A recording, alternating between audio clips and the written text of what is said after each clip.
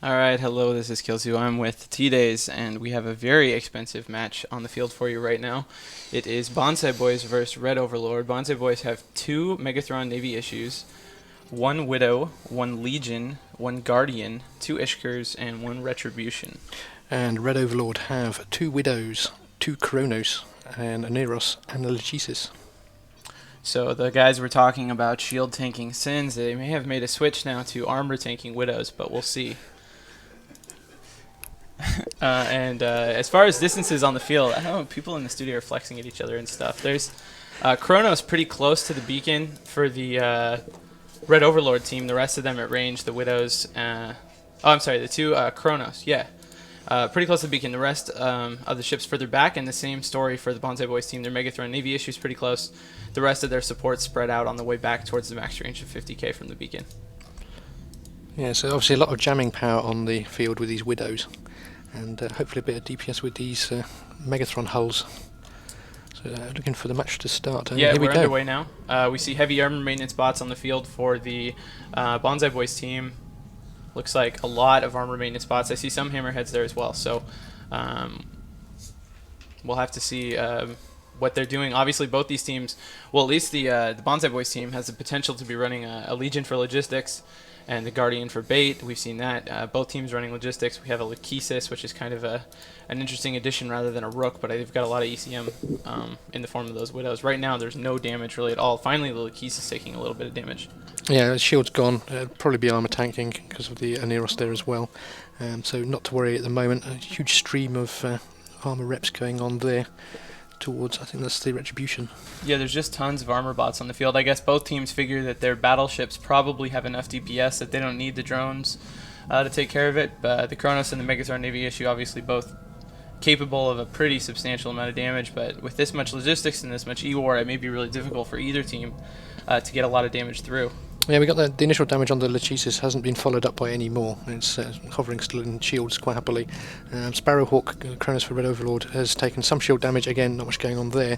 It does look like they've shut each other down damage-wise. It's not entirely surprising with the Widows on the field, but nothing much happening damage-wise at the moment. And as they are using armor logistics, you'd expect the shields to be taking some damage, even if they're not actually breaking the tanks. For some reason, the Banzai Boys Kronos, the Red Overlord Kronos were headed back towards the Red Overlord support, away from the Banzai Boys team. I guess maybe they're expecting sort of a long match and want a better position relative to their support, although I don't really know how it would make any difference. Also, I've noticed the Megathron Navy issue for the Banzai Boys team is running a smart bomb, clearing off whatever offensive drones were on the field, and maybe later in the match able to take out some of the repair drones as well.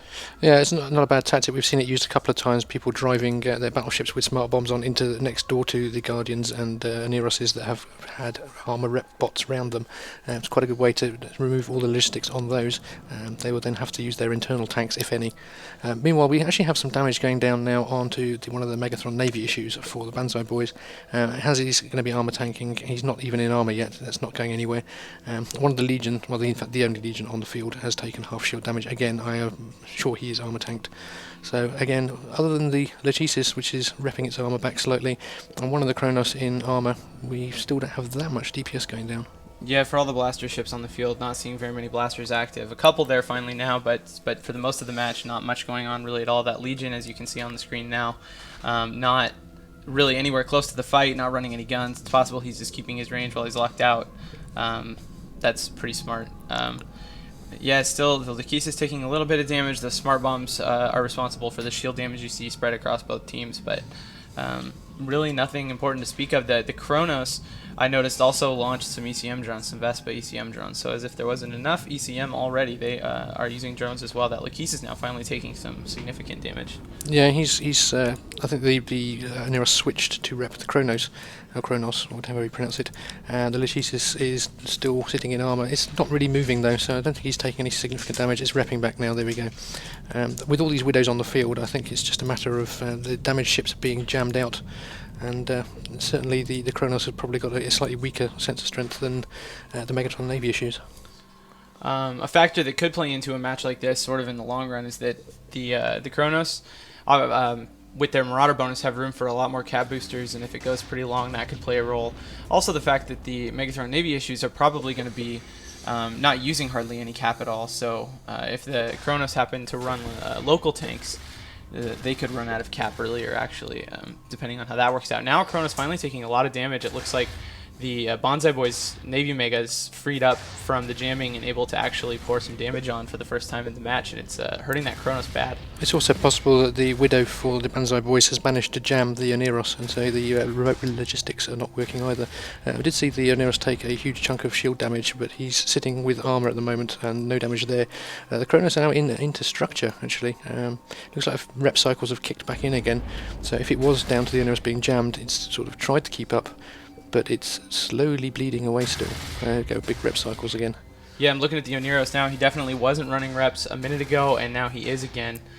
So now struggling to keep that Kronos up, but not having a real easy time of it. It looks like each volley is taking a little more structure out of the Kronos, and as I say that, Lachesis also taking damage, and there he goes. So that's one ship out of the way, another E-War ship that was theoretically providing important support, and as these ships start to fall on the side, it will crumble real fast because they'll run out of locks for the rest of the fight. Yeah, with the Lachesis there, obviously the Widow's jam something out. If you're using scan resolution damping on the Lachesis, gets a bonus to that. So you can make your jams last longer by jamming, and then to make them take longer to lock you back. Doesn't look like at the moment though that they're going to survive with that. The Kronos has managed to pull most of its armor back, half so far back. The Oneros not taking any damage. One of the Widows has taken all of its shields away, and we have the Widow for the Banzai Boys now in half armor as well. Yeah, when the damage going up and down really fast as the locks change. At any given time during one of these fights, there might only be 3 or 4 ships or less that have a lock because of these Widows, these ECM drones, and ships like the Lachesis. And so as the locks switch, the amount of damage incoming and outgoing changes drastically, and the amount of repairing that's able to be done by whatever logistics support they have changes drastically. So we see that Widow take tons and tons of damage, and now it's slowed down a lot. Most likely the Guardian's got a lock again. And hopefully as the match goes on, we'll see less and less repairing as these smart bombing Gallant battleships continue to clear drones off the field. Yeah, I saw the Kronos are on top of the Widow for Banzai Boys at the moment, and I did see smart bombs going off. I think the logistics drones that were around him are now dead. There's a few still going now. They might have pulled them and put them back, but smart bombs were going off before, and he goes. So the Widow for Banzai Boys is down, taking out their ECM. We see now whether or not the superior ECM from the 2 Widows on the Red Overlord side can actually now turn the match. This is interesting. There's like a separate fight going on here. We have the main fight where the Megathrons were in the center, but also I've noticed that the Banzai Boys Legion has made his way out to the Red Overlord Widows, which are camp transferring between each other and between the Oneros, and he's trying to do something to harass them, although from what I can tell he's not able to fire at the moment. Most of the ships on the field are running electronic countermeasures, which increase your sensor strength and make it less likely to be jammed. I noticed the Oneros Red Overlord is doing that, which is smart. Without that, his Kronos friend probably would have died earlier, but now it's back at full HP instead. Yeah, with the Marauders having weaker sensor strength to begin with, they really do need at least one ECCM mid-slot module to help counteract that. It looks like that Megathron Navy issue for Banzai Boys is hurting a little bit at the moment as well. The Guardian can probably run more reps on it than the Oneros can, but it's a matter of the jamming power on the Red Overlord side, whether or not they can actually keep that Guardian locked out. If they can keep him jammed down, then there's going to be no remote logistics for that Megatron in, it's going into structure a little bit at the moment. Yeah, this is really close. This is getting really exciting to start out. It looked like Banzai Boys were really doing very well. They killed out Lachesis. They had the Kronos down to very low HP, and now things have swung in the other direction. And now these Megathron Navy issues, which have not much HP left, are really struggling, and it's possible that things could swing the other direction. If one of them goes down, that's got to be near half of the DPS, even though there's only 2 of them. So it would make, it could swing the match totally in the other direction if they manage to get one kill. Yeah, it looks like that the Megathron has pulled back a fair bit. There's not much damage again. That Widow is holding in there quite happily, so it's waiting for another swing of damage to come down, and hopefully it will wipe one of these ships out. Yeah, I thought it was getting close. Obviously the Guardian got his lock back and was able to rep the HP back up on that Megathron Navy issue. It looks like at the moment the Guardian has a lock, and it looks from the way this fight's gone so far that as long as the logistics ships have a target, neither team has the DPS to finish off an opposing team's battleship. So it's going to really depend on freeing up enough damage simultaneously with getting a jam on the opposing logistics ship for one of these things to go down, which is not the case right at the moment. The Guardian's still working on that Megatron Navy issue. Another round of smart bombs gone off, and yeah, the Megatron is about to go back into structure again, finishing off hopefully the structure that was left from the previous time, and it's dropping fairly quickly now. A couple of rep cycles in, and the damage has stopped. It is very interesting. Neither of these teams so far has made an earnest effort to kill the logistics. The Oniros for the Red Overlord team has taken some damage, but most likely that's from smart bombs. The Oniros is much further from the Megatrons than the Guardian is. The Banzai Boys Guardian is very close, and there goes that Navy Mega. That could be the turning point. Without that Navy Mega, that's a lot more jamming that the Red Overlord Widows can apply to the rest of the Banzai Boys team, and it's also a lot less DPS they have to survive when their logistics ship gets jammed. So that may be really important right there, and we may see this Banzai Boys team fold up pretty fast with that gone. Yeah, we've got a stat up there, Ishka most fielded ships so far. That's because it's brilliant. The Widow for Red Overlord still sitting there with some armour damage. It doesn't look like the Oniros has bothered to rip him up. I don't know whether that's because he's capped himself out or something. Meanwhile, the Megatron Navy for the Banzai Boys is now in half armour and falling pretty quickly. I wonder whether they have actually got that Guardian jammed, as we've got just over 5 minutes left on the match. T-Days, I don't know if you've flown a lot of logistics, but I'm curious, for a ship like the Oniros, do you expect that cap would become an issue in these fights? Is that ship going to be always running a cap injector? Is it always going to be depending on its teammates to cap transfer? I mean, it seems to me like running a lot of reps would become kind of difficult in the late stages of one of these fights, with such a small cargo hold and so much to do for the entire fight. I fly Scimitar and Oniros actually. I don't have Logistics 5 on that character at the moment, which makes a hell of a difference. So if you do have Logistics 5, you can probably perma 3 reps fairly comfortably. The issue with the tournament is you end up having to fit micro warp drives and other modules such as ECCM with 2 Cs. Thank you for the Alliance Tournament channel. I did say that the first time, please listen. And yeah, they're pretty good ships to fly. I prefer the Scimitar to the Oniros though, because the Scimitar can perma 3 large shield transporters and a micro warp drive with Logistics 5, and you can just buzz around quite happily. And it looks like that Banzai Boys Mega is probably going to go down.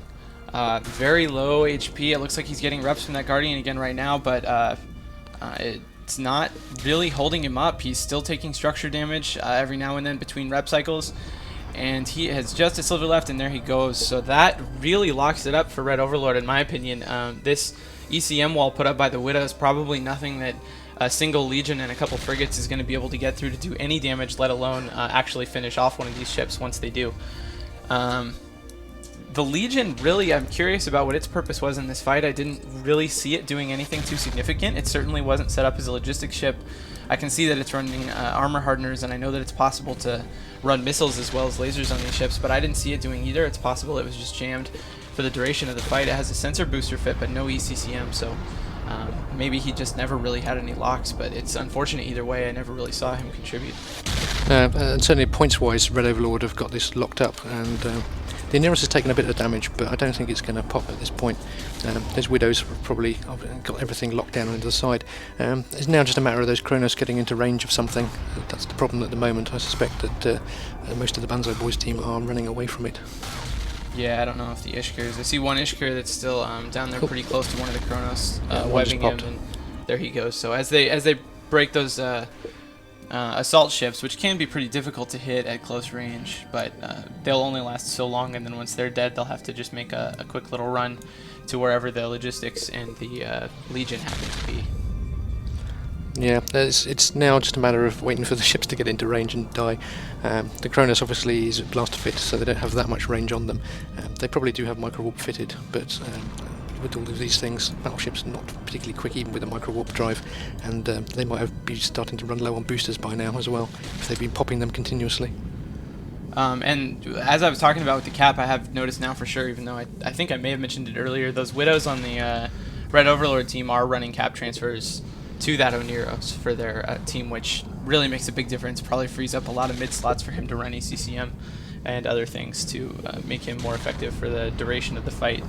I should mention, I was having a conversation with someone from Ushirkan earlier who was real cool, but she was concerned about the our ability to tell what's going on in the fight and asking, why we don't get a lot of GM info that helps us be more accurate about the fits and about the electronic warfare, because that's very difficult for us to get information about. And obviously, if we did have that information and we were, blurting it out live, it would influence the matches. So for the most part, we're doing this with the kind of information you would have if you were sitting in a ship outside the fight. So definitely keep that in mind. You do see the countdown now. We have about 1.5 minutes left. I don't know if it'll go to time or not, but it doesn't make any difference. Yeah, at this point, Red Overlord have the points advantage on this. The only place that points matter is in a single match. There's no ranking after this. One team will go through, one team will go out. We've just lost another ship for the Banzai boys.